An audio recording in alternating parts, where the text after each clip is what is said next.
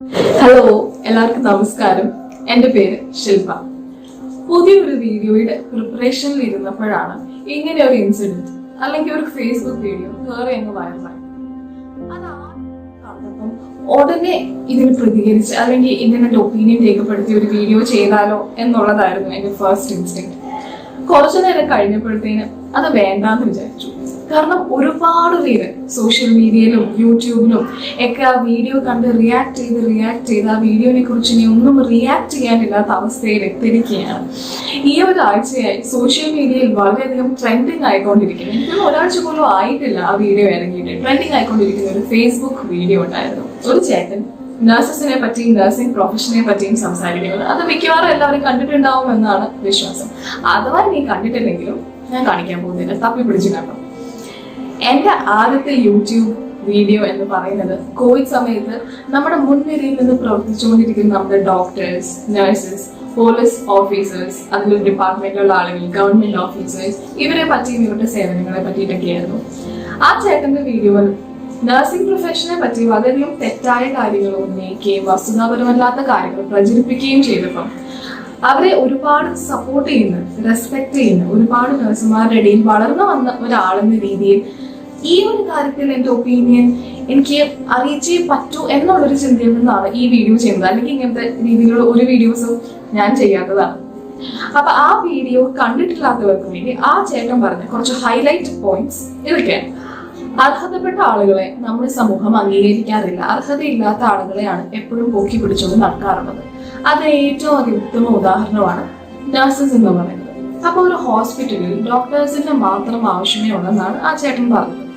അതായത് ഡോക്ടേഴ്സ് ആണ് രോഗം ഡയഗ്നോസ് ചെയ്യുന്നതും അതിന് വേണ്ട മരുന്നുകൾ എഴുതി കൊടുക്കുന്നതും ഇതനുസരിച്ച് മരുന്ന് എടുത്ത് കൊടുക്കുക എന്ന് പറയുന്ന ഒരു ഹെൽപ്പറിന്റെ ജോലി മാത്രമാണ് നഴ്സസ് ചെയ്യുന്നത്. പിന്നെ എന്തിനാണ് ഇവരെ ഇത്ര പൊക്കി പിടിച്ചുകൊണ്ട് നടക്കുന്നതെന്നും അറിയില്ല എന്നാണ് പറയുന്നത്. കോവിഡ് ഡ്യൂട്ടി കഴിഞ്ഞ് എത്തിയ കുറച്ച് നഴ്സുമാരെ അവരുടെ നാട്ടിലെ ആളുകൾ ആദരിക്കുന്നത് കണ്ടിട്ട് പറയുന്നതാണ് ഈ ചേട്ടൻ.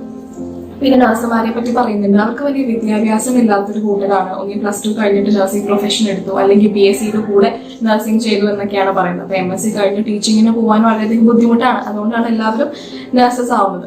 പിന്നെ വളരെയധികം തുച്ഛമായ പണത്തിൽ അല്ലെങ്കിൽ തുച്ഛമായ പണം കൊണ്ട് പഠിച്ചിറങ്ങാവുന്ന ഒന്നാണ് നഴ്സിംഗ്. അതോടൊപ്പം തന്നെ അറ്റൻഡർമാരെ പറ്റിയും ലാബ് ടെക്നീഷ്യൻസ്മാരെ പറ്റിയും പറയുന്നുണ്ട്.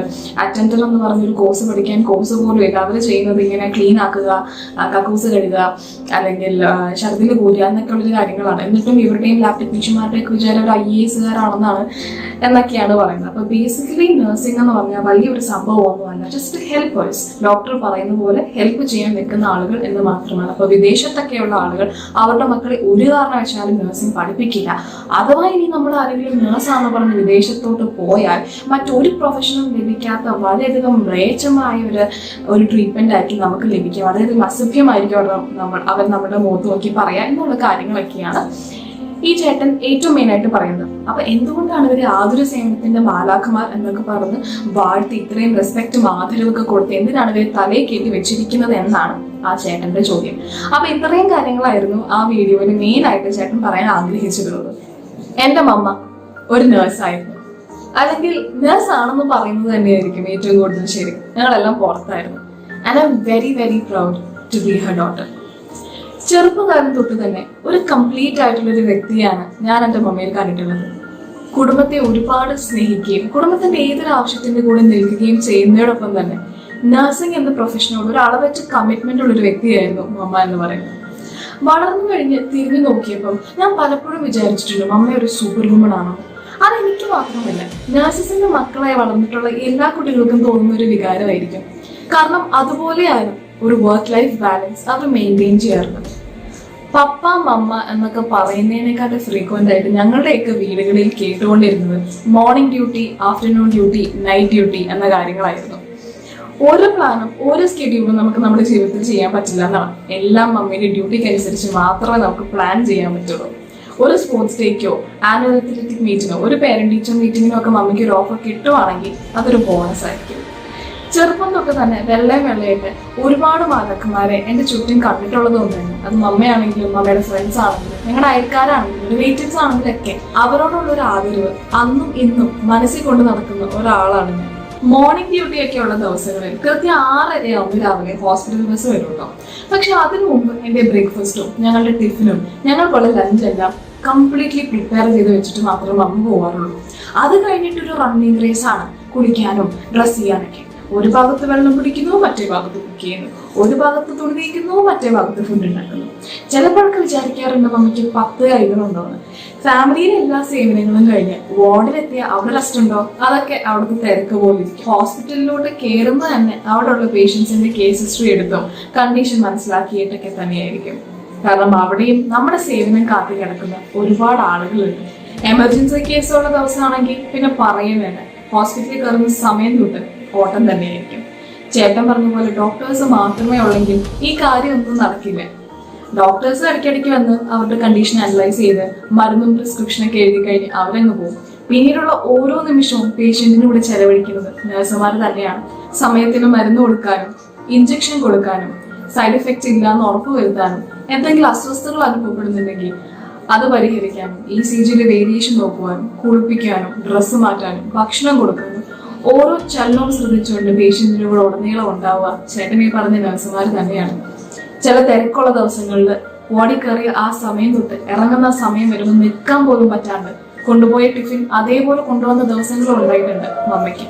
ഇതൊക്കെ കഴിഞ്ഞ് വീട്ടിൽ വന്നാലും കുടുംബക്കാരുടെ ആവശ്യത്തിന് വേണ്ടി ഏറ്റവും ആക്റ്റീവായിട്ട് മുന്നിൽ ഉണ്ടാവുകയും ചെയ്യും. ഇതൊക്കെയാണെങ്കിലും എനിക്ക് വയ്യ എന്ന് ഒരിക്കൽ പോലും അമ്മ പറയാൻ ഞാൻ കേട്ടിട്ടില്ല. എനിക്ക് പ്രൊഫഷൻ മടുത്തെന്നോ എനിക്ക് മതിയായെന്നോ വെറുതെ പോലും സൂചിപ്പിച്ച് ഞാൻ കേട്ടിട്ടില്ല എന്നുള്ളതാണ്. ഞങ്ങളുടെ ജീവിതത്തിൽ ആ ഒരു നഴ്സിംഗ് പ്രൊഫഷന്റെ സമയത്ത് മമ്മിക്ക് ഉണ്ടായ ഒരു ചെറിയ അനുഭവം ഞാൻ പറഞ്ഞുതരാം. ഒരു ദിവസം മമ്മി ഡ്യൂട്ടിക്ക് പോയപ്പം അത്രയും നാളെ നടക്കാതിരുന്ന ഒരു സംഭവം കേട്ടോ, കണ്ണാടി മാറുന്നു. ഒരിക്കലും മമ്മി കണ്ണാടി മറക്കാറുള്ളതല്ല. അപ്പൊ കണ്ണാടി മറന്നു എന്ന് പറയുമ്പോൾ പിന്നെ ആ ഒരു ദിവസത്തെ ഡ്യൂട്ടി നടക്കില്ല എന്നത് തന്നെയുള്ളൊരു അവസ്ഥയാണ്. അപ്പൊ പെട്ടെന്ന് തന്നെ വീട്ടിൽ വിളിച്ച് പറഞ്ഞു, കണ്ണാടി വേഗം കൊണ്ട് ചെല്ലാൻ പറഞ്ഞു. അപ്പൊ വീട്ടിൽ നിന്ന് കുറച്ച് ദൂരെയാണ് ഹോസ്പിറ്റൽ, നല്ല ദൂരമുണ്ട്. പപ്പ കുളിച്ച് സാവധാനം പാട്ടൊക്കെ പാടി പോയപ്പോഴത്തേന് കുറച്ചൊന്ന് ലേറ്റായി. എന്റെ പപ്പ തിരിച്ചു വന്ന് പറയാണ്, ഞാനൊരു 5 മിനിറ്റ് വൈകിയപ്പം എന്നെ അവിടെ അത്രയും പേരുടെ മുമ്പിൽ നിന്ന് ചീത്ത പറഞ്ഞു. അത് ഞങ്ങൾ അപ്പോഴത്തേനും ചിരിച്ചങ്ങ് കളഞ്ഞു. പിന്നെ എന്നാലും വൈകുന്നേരം മമ്മി ഡ്യൂട്ടിയൊക്കെ കഴിഞ്ഞ് വന്നപ്പോൾ ഞാൻ ചോദിച്ചു, എന്നാലും മമ്മി കുറച്ചു നേരം ലേറ്റ് ആയാലും ഇങ്ങനെ വഴക്ക് പറയേണ്ട ആവശ്യമൊന്നുമില്ലായിരുന്നു. അപ്പൊ മമ്മി പറയാം, ഞാൻ അവിടെ ഡ്യൂട്ടിക്കായിട്ട് പോയതാണ്. ഒരു മരുന്ന് എടുത്ത് കൊടുക്കണമെങ്കിൽ ഒരു മരുന്നിന്റെ പേര് നോക്കാൻ പറ്റില്ല, എക്സ്പയറി ഡേറ്റ് നോക്കാൻ പറ്റില്ല, ഒരു ഇഞ്ചക്ഷൻ കൊടുക്കാൻ പറ്റത്തില്ല, ECGയിൽ എന്തെങ്കിലും വേരിയേഷൻ ഉണ്ടെങ്കിൽ അത് കാണാൻ പറ്റത്തില്ല. പെട്ടെന്നൊരു എമർജൻസി വരിക, ഡോക്ടറിനോട് ഇഞ്ചക്ഷൻ കൊടുക്കണം എന്ന് പറഞ്ഞാൽ ഞാൻ വായും പൊളിച്ചവിടെ നിൽക്കുമോ? അപ്പൊ എനിക്ക് ചോദിക്കണം എന്ന് തോന്നിയതും അപ്പം ചോദിക്കാതിരുന്നു. പിന്നീട് ചോദിച്ചതായിട്ടുള്ളൊരു ചോദ്യമുണ്ട്, അല്ല അവിടെ ഇപ്പൊ ഒരുപാട് പേരുണ്ടല്ലോ, നമുക്ക് തൽക്കാലം ഒന്ന് അഡ്ജസ്റ്റ് ചെയ്യാമല്ലോ. അപ്പം മമ്മി പറഞ്ഞു, അതൊന്നും നടക്കില്ല. ഓരോ നഴ്സുമാരും ഓരോ വർക്കിന്റെ പുറകിലാണെങ്കിൽ എന്തെങ്കിലുമൊക്കെ കാര്യങ്ങൾ ചെയ്തിരിക്കുകയായിരിക്കും. പെട്ടെന്ന് നമ്മളായിരിക്കും അവൈലബിൾ ആയിരിക്കും. ഇപ്പൊ ഹോസ്പിറ്റൽ അപ്പം ഡോക്ടറാണെങ്കിൽ വേഗം നമ്മളോട് ഇഞ്ചക്ഷൻ കൊടുക്കുന്ന പറയുമ്പോൾ നമ്മൾ ഇല്ല കണ്ണാടി ഇല്ല എന്ന് പറഞ്ഞ് വായി പൊളിച്ച് നിൽക്കാനൊന്നും എനിക്ക് പറ്റില്ല എന്ന് പറഞ്ഞു. അത് പിന്നീടൊക്കെ അത് ചിരിക്കാനുള്ള ഒരു ചിരിച്ചും കളിയാക്കാനൊക്കെ ഉള്ളൊരു സംഭവമായിരുന്നെങ്കിൽ കൂടി അന്ന് ഞാൻ ചെറുതായിരുന്നു. അന്ന് ഞാൻ തിരിച്ചറിഞ്ഞൊരു കാര്യമാണ് ഡിവോഷൻ എന്ന് പറയുന്നത്. എന്റെ മുമ്പിൽ വരുന്ന ഓരോ പേഷ്യന്റും ഓരോ ജീവനും എന്റെ പേഴ്സണൽ റെസ്പോൺസിബിലിറ്റി ആണ് എന്നുള്ളൊരു വിശ്വാസമാണ്. അത് ഓരോ വ്യക്തികളുടെ മാത്രമല്ല, ആ ഒരു പ്രൊഫഷന്റെ തന്നെ ക്വാളിറ്റി ആയിട്ടാണ് കാണേണ്ടത്. ഒരു പ്രൊഫഷണൽ ലൈഫിന് അപ്പുറം ആ ഹോസ്പിറ്റലിന്റെ 4 ചുവരുകൾക്കപ്പുറവും ഞങ്ങളുടെ ഫ്രണ്ട്സിനായിക്കോട്ടെ റിലേറ്റീവ്സിനായിക്കോട്ടെ എന്തൊരു ആവശ്യം വന്നാലും ഒരു മെഡിസിൻ കൊടുക്കാനാണെങ്കിലും ഒരു ഇഞ്ചക്ഷൻ എടുക്കാനാണെങ്കിലും ഒക്കെ മമ്മി എപ്പോഴും ടിൽ ഡേറ്റ് അവൈലബിൾ ആണ്. Once a nurse always a nurse. Resign ഒക്കെ ചെയ്ത് വന്നുവെങ്കിലും ഇപ്പോഴും ഒരു നഴ്സ് ആണ് എന്ന് പറയുന്നത് തന്നെയായിരിക്കും ഏറ്റവും ആപ്റ്റ് ആയിട്ടുള്ളൊരു കാര്യം എന്ന് തോന്നുന്നു. ഇത്രയും വർഷങ്ങളുടെ സേവനത്തിന്റെ പുരസ്കാരമായിട്ട് വലിയൊരു സമ്മാനമായിട്ട് ഒരു ഓർമ്മച്ചെപ്പായിട്ട് ഞങ്ങൾ ഒരുപാട് വർഷം കണ്ടുവന്നിരുന്നൊരു വേറൊരു സംഭവമുണ്ട്. ഇത്രയും വലിയ വേരിക്കോസ് വെയിൻ മമ്മിയുടെ കാലത്ത് കുഞ്ഞിലെ എനിക്ക് അറിയാത്ത സമയത്തൊക്കെ ഞാൻ ചോദിച്ചുകൊണ്ടിരുന്നപ്പം നമ്മൾ പറയുമായിരുന്നു, കണ്ടിന്യൂസ് ആയിട്ട് റെസ്റ്റ് ഇല്ലാതെ നിൽക്കുന്നതും ഒരുപാട് സ്ട്രെയിൻ എടുത്ത് ഓടുന്നതും ഒക്കെയല്ലേ, അതുകൊണ്ടാണ് വേരിക്കോസ് വെയിൻ എന്നുള്ള ഒരു കാര്യം പറയുന്നത്. ഒരുപാട് നഴ്സുമാർക്ക് കിട്ടാറുള്ള ഒരു സമ്മാനമാണ് കേട്ടോ വേരിക്കോസ് വെയിൻ എന്ന് പറയുന്നത്. ഇപ്പം അത് ഓപ്പറേറ്റ് ഒക്കെ ചെയ്ത് കളഞ്ഞു, എന്നാലും ആ ഒരു സേവനത്തിന്റെ ആ ഒരു സർവീസിന്റെ ഒരു ഉപഹാരമായിട്ട് എപ്പോഴും ഞങ്ങൾക്ക് കാണാൻ പറ്റുന്ന ഒരു കാര്യമായിരുന്നു ഈ വേരിക്കോസ് വെയിൻ എന്ന് പറയുന്നത്. എന്തുകൊണ്ടാണ് ഞാൻ ഇത്രയും കാര്യങ്ങൾ പറഞ്ഞതെന്ന് വെച്ചാൽ, ഒരു നഴ്സ് എന്ന് പറഞ്ഞാൽ ഒരു ഹെൽപ്പർ മാത്രമല്ല തെളിയിച്ചു തരാൻ വേണ്ടിയിട്ട് മാത്രമാണ്. ഞാൻ വളർന്നു വന്നിട്ടുള്ളത് ഇവരെയൊക്കെ കണ്ടിട്ട് തന്നെയാണ്, ഒന്നല്ല ഒരുപാട് നഴ്സുമാരെ കണ്ടുകൊണ്ട് തന്നെയാണ്. ചേട്ടൻ ആ വീഡിയോയിലൂടെ പറഞ്ഞ ഒരു കാര്യം എന്ന് പറഞ്ഞാൽ അത് കുറ്റം പറയാനോ വിലയിരുത്താനോ വേണ്ടിയിട്ടല്ല, പക്ഷെ ആ ഒരു വീഡിയോ കണ്ടിട്ട് 1% ആളുകളെങ്കിലും ഇയാൾ പറയുന്നത് ശരിയാണല്ലോ, ഇത് തന്നെയാ സത്യം, നഴ്സുമാരെന്ന് പറഞ്ഞാൽ ഇത്രയ്ക്ക് ഉള്ളൂ, നമ്മളാണ് ഇതിൽ ഇത്ര പൊക്കി പിടിച്ചുകൊണ്ടിരിക്കുന്നത്, ഇയാൾ പറയുന്ന സത്യമാണെന്നേ എന്ന് 1% ആളുകൾക്കെങ്കിലും തോന്നുകയാണെങ്കിൽ ആ ഒരു 1% ആളുകൾക്ക് വേണ്ടിയിട്ടാണ് ഈ വീഡിയോ ഞാൻ ഡെഡിക്കേറ്റ് ചെയ്യുന്നത്. നമുക്ക് എല്ലാവരെയും ആവശ്യമുണ്ട് എന്നുള്ളതാണ് യാഥാർത്ഥ്യം. We need all of us. അതിപ്പോൾ നഴ്സിംഗ് പ്രൊഫഷൻ മാത്രമല്ല, മറ്റേത് പ്രൊഫഷൻ ആണെങ്കിലും അതിനെ റെസ്പെക്ട് ചെയ്യാനും അംഗീകരിക്കാനൊക്കെ നമ്മൾ പഠിക്കേണ്ടതുണ്ട്. അതിപ്പോൾ നമ്മൾ ജോലി ചെയ്യുന്ന സ്ഥാപനത്തിൽ ടോയ്ലറ്റ് ക്ലീൻ ചെയ്യുന്ന ഒരു ആയയാണെങ്കിൽ കൂടി ചേട്ടൻ പറഞ്ഞ പോലെ ഈ ഡോക്ടേഴ്സിനൊക്കെ വൃത്തിയായിട്ടുള്ള ഒരു ഹോസ്പിറ്റലിൽ നടക്കാനും ഇൻഫെക്ഷൻ പടരുന്നില്ല എന്ന് ഉറപ്പ് വരുത്താനും പേഷ്യൻസിനെയൊക്കെ വൃത്തിയായിട്ടുള്ള ഒരു ബെഡിൽ കൊണ്ട് കിടത്താനും നമുക്ക് നമ്മുടെ ക്ലീനേഴ്സിനെയും അറ്റൻഡേഴ്സിനെയും എല്ലാവരെയും ആവശ്യമുണ്ട്. പലപ്പോഴും ഡോക്ടേഴ്സൊക്കെ റിസൾട്ട് നോക്കിയിട്ടാണ് ഡയഗ്നോസിസ് കംപ്ലീറ്റ് ആയിട്ട് പറയാം. അങ്ങനെ ടെസ്റ്റ് നടത്താൻ വേണ്ടി അത് പഠിച്ചിട്ടുള്ള ലാബ് ടെക്നീഷ്യൻസിനെ നമുക്ക് ആവശ്യമുണ്ട്. എല്ലാ പ്രൊഫഷനും എല്ലാ ജോലിക്കും അതിൻ്റെതായിട്ടുള്ള അന്തസ്സുണ്ട്. എനിക്ക് തോന്നുന്നു നമ്മുടെ ഒരു കൾച്ചറിലും മാത്രമാണ് ഈ പൈസ നോക്കി ജോലി അളക്കുന്നത്. നല്ല പൈസയാണെങ്കിൽ അത് നല്ല ജോലി എന്നുള്ളത്.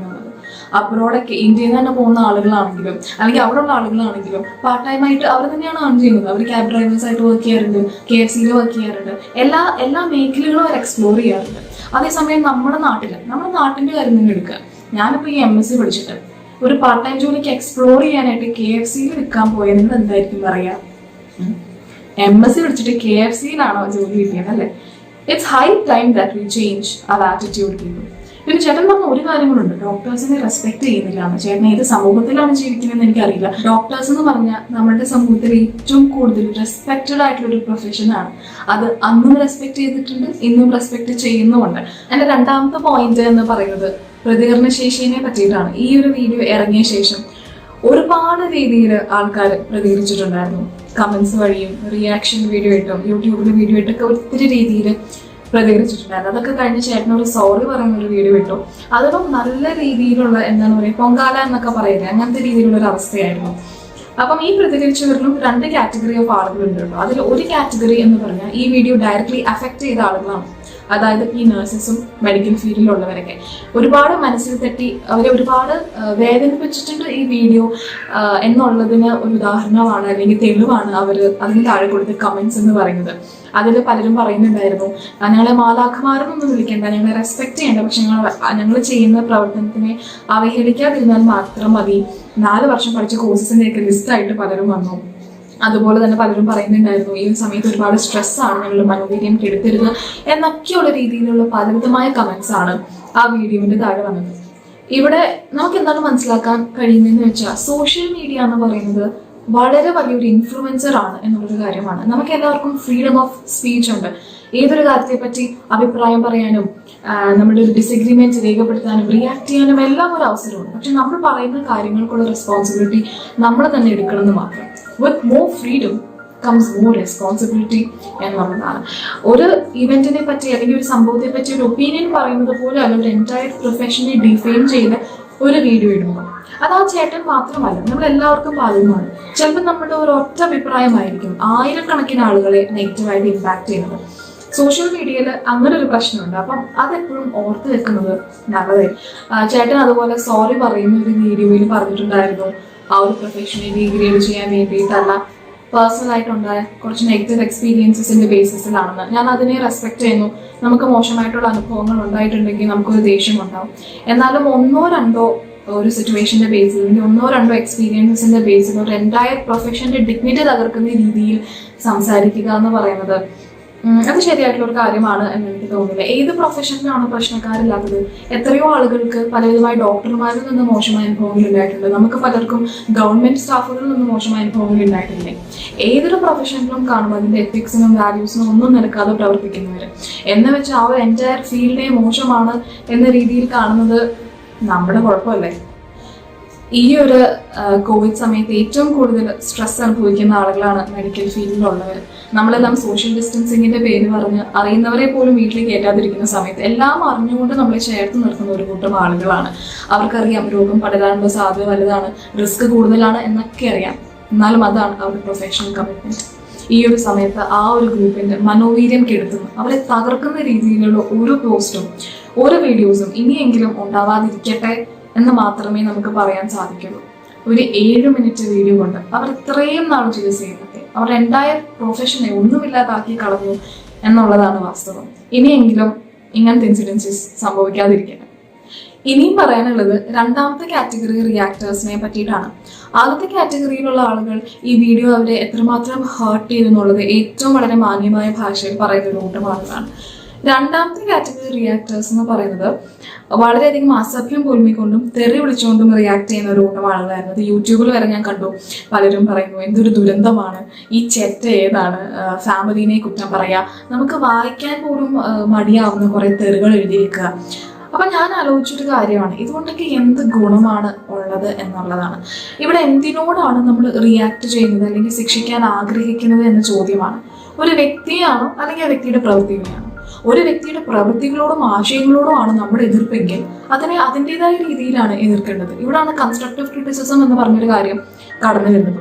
നമ്മൾ പൊതുവെ എങ്ങനെയാണ് ഒരാളെ ക്രിട്ടിസൈസ് ചെയ്യുക? ഒരു തെറ്റ് ചെയ്യുകയാണെങ്കിൽ വീണ്ടും വീണ്ടും അത് തന്നെ എടുത്ത് കാണിച്ച് ചൂണ്ടിക്കാണിച്ച് ഒരു റിവെഞ്ച്ഫുൾ ആയിട്ടുള്ള ഒരു ആറ്റിറ്റ്യൂഡിൽ അയാളെ കുറ്റപ്പെടുത്തി ഒറ്റപ്പെടുത്തി വ്യക്തിഹത്യ ചെയ്യലാണ് പൊതുവെ ഉള്ള ക്രിറ്റിസിസം എന്ന് പറയുന്നത്. കൺസ്ട്രക്റ്റീവ് ക്രിറ്റിസിസം എന്ന് പറയുമ്പോൾ നമ്മൾ പറയുന്ന ഒരു ഒപ്പീനിയനോട്, നമ്മളവിടെ ഒരു ഒപ്പീനിയൻ പറയുകയാണ്, ഒരു ഒപ്പീനിയനോട് നമുക്ക് വാലിഡ് ആയിട്ടുള്ള പോയിന്റ്സ് ഉണ്ട്. ആ വ്യക്തി പറഞ്ഞതിലും ചെയ്തതിലും എന്താണ് തെറ്റെന്ന് പറയാനായിട്ടുള്ള കാരണങ്ങൾ നമ്മുടെ കയ്യിലുണ്ട്. പോസിറ്റീവും നെഗറ്റീവും ആയിട്ടുള്ള കമന്റ്സ് ഉൾപ്പെടുത്തിയാണ് ഈ കൺസ്ട്രക്റ്റീവ് ക്രിറ്റിസിസം പറയാന്നുള്ളതാണ്. പേഴ്സണൽ ആയിട്ടൊരു എക്സ്പീരിയൻസ് ഉണ്ടായി, അത് അംഗീകരിക്കുന്നു. പക്ഷെ എന്ന് വെച്ചത് പ്രൊഫഷനെ ഡീഗ്രേഡ് ചെയ്യാനായിട്ടൊരു ലൈസൻസ് അല്ല എന്ന് പറഞ്ഞു കൊടുക്കുമ്പോൾ അവിടെ വ്യക്തിക്ക് മനസ്സിലാവും. അതും ഇതെല്ലാം പറയേണ്ടതായിട്ടുള്ള ഒരു രീതിയുണ്ട്. പക്ഷെ ഈ ഒരു കമന്റ്സിലും ഈ ഒരു റിയാക്ഷനിലും മുഴുവൻ നടന്നിരിക്കുന്നു എന്ന് പറയുന്നത് വ്യക്തിഹത്യയാണ്. അപ്പൊ നിങ്ങളെല്ലാവരും ചോദിക്കും, ഇത്രയൊക്കെ പറഞ്ഞിട്ട് നിങ്ങൾ റിയാക്ട് ചെയ്യേണ്ടേ? ഡെഫിനറ്റ്ലി നമ്മൾ റിയാക്ട് ചെയ്യണം. പറഞ്ഞത് തെറ്റായി പോകുന്നു, ഇങ്ങനെ പറയാൻ ഒരു അവകാശവും ഇല്ലെന്നും ഇത് തിരുത്തണം എന്നൊക്കെ നമുക്ക് പറയാം. പക്ഷെ നേരത്തെ പറഞ്ഞതുപോലെ ഇതൊക്കെ പറയാൻ ഒരു രീതിയുണ്ട്. തെറി വിളിക്കുന്നതിലൂടെയും വ്യക്തിഹത്യ ചെയ്യുന്നതിലൂടെ എന്ത് മാറ്റമാണ് നമ്മൾ കൊണ്ടുവരാൻ ആഗ്രഹിക്കുന്നതെന്ന് എനിക്കറിയില്ല. നേരത്തെ ചോദിച്ച ചോദ്യം തന്നെ, what are we reacting to, the person or the act?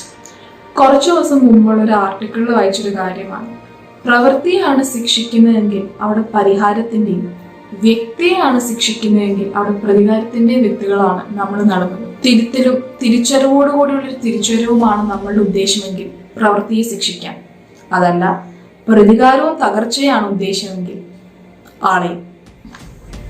ഈ ഒരു കോവിഡ് ടൈം എന്ന് പറയുന്നത് എല്ലാവർക്കും ബുദ്ധിമുട്ടുള്ളൊരു കാലഘട്ടമാണ്. ഇതിലൂടെ കടന്നു പോവാൻ കഷ്ടപ്പെടുന്ന മിക്കവാറും ആളുകളാണ് നമ്മുടെ ചുറ്റിനുമുള്ളത്. Everyone is struggling to survive. Everyone is struggling to exist. ഈ ഒരു സമയത്ത് നെഗറ്റിവിറ്റി അല്ല നമുക്ക് വേണ്ടത്. നമ്മുടെ അടുത്ത് നിൽക്കുന്ന ഒരാളെ മനസ്സിലാക്കാൻ നമ്മളിടുന്ന ഒരു എഫേർട്ടാണ് ഇമ്പോർട്ടൻ്റ് എന്ന് എനിക്ക് തോന്നുന്നു. നമ്മുടെ ചുറ്റിനും കാരണം അത്യാവശ്യത്തിന് അതിലപ്പുറമുള്ള നെഗറ്റിവിറ്റി ഉണ്ട്, അതിലേക്ക് ആഡ് ചെയ്യേണ്ട ഒരാവശ്യവുമില്ല. ഇതൊന്നും അല്ലെങ്കിൽ കൂടി അയാളുടെ കാര്യം എടുത്ത് നോക്കുകയാണെങ്കിൽ ഏതെങ്കിലും രീതിയിലുള്ള മാനസിക പിരിമുറുക്കമോ വിഷമങ്ങളിലൂടെയൊക്കെ കടന്നു പോകുന്ന ഒരു വ്യക്തിയായിരിക്കാം. He needs help. ആർക്കറിയാം, maybe he needs help.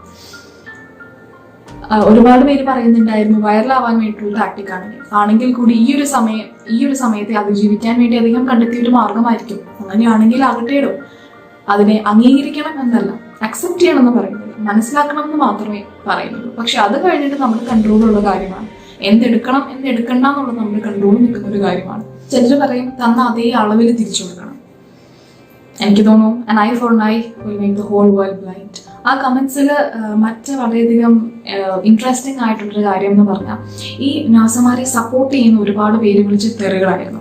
അതായത് നഴ്സുമാരെ മാലാഖമാരെ സപ്പോർട്ട് ചെയ്തുകൊണ്ട് പറയുന്ന കുറെ കാര്യങ്ങളായിരുന്നു. പക്ഷെ ഇന്നലെ മറ്റൊരാളെ വ്യക്തിഹത്യ ചെയ്തുകൊണ്ടും തെറി വിളിച്ചുകൊണ്ടുമാണ് മാലാഖമാരെ സപ്പോർട്ട് ചെയ്യുന്നത്. മനസ്സിലായിട്ടുണ്ടാവുമെന്ന് വിചാരിക്കുന്നു. ഞങ്ങളുടെ മാലാഖമാരെ പറയുന്നോളാം എന്ന് പറഞ്ഞിട്ടായിരുന്നു അവരുടെ കമന്റുകൾ. ഒരു കാര്യം നല്ലതായിട്ട് പറഞ്ഞു കൊടുക്കാൻ നമുക്ക് പറ്റുന്നില്ല എങ്കിൽ ദേഷ്യവും തെറിയൊക്കെയാണ് ഒരു കാര്യം കേട്ടിട്ട് ആദ്യം നമ്മുടെ മനസ്സിൽ വരുന്നതെങ്കിൽ അങ്ങനത്തെ ഉള്ളൊരു സോഷ്യൽ മീഡിയ പ്ലാറ്റ്ഫോംസിൽ പോയി റിയാക്ട് ചെയ്യാതിരിക്കുന്നതാണ് നല്ലതെന്ന് തോന്നുന്നു. നമ്മളൊരാളുടെ കോൺട്രിബ്യൂഷൻ കൊണ്ട് അവിടെ പ്രത്യേകിച്ച് ഒരു ഗുണവും ഇല്ലെങ്കിൽ എന്തിനാണ് റിയാക്ട് ചെയ്യുന്നത്? In fact everything doesn't need A reaction. നമ്മുടെ റിയാക്ഷൻസും നമ്മുടെ അഭിപ്രായങ്ങളൊക്കെ ക്ലോസ്ഡ് ആയിട്ടുള്ള ഒരു ഗ്രൂപ്പിൽ പോയി രേഖപ്പെടുത്തിയാൽ പോരെ. പറയേണ്ടതൊക്കെ പറഞ്ഞുകൊണ്ട് തന്നെ നല്ല രീതിയിൽ റിയാക്ട് ചെയ്യുന്ന എത്രയോ പേരുണ്ട്. അവരൊക്കെ ഇത് ചെയ്തോട്ടേന്നെ. ഇൻ ദി എൻഡ് തിരുത്താനല്ലേ നമ്മളെല്ലാം നോക്കുന്നത്, എതിർക്കാനല്ലല്ലോ. അപ്പം ഇതൊക്കെ എൻ്റെ ഒപ്പീനിയൻസ് ആയിട്ട് മാത്രം കാണുക. നിങ്ങൾക്ക് വേറെ ഒപ്പീനിയൻസും കമന്റ്സും ഉണ്ടെങ്കിൽ ഇത് കമന്റ് ബോക്സിൽ രേഖപ്പെടുത്തുക. So see you next time with another video. Till then, spread love. Bye.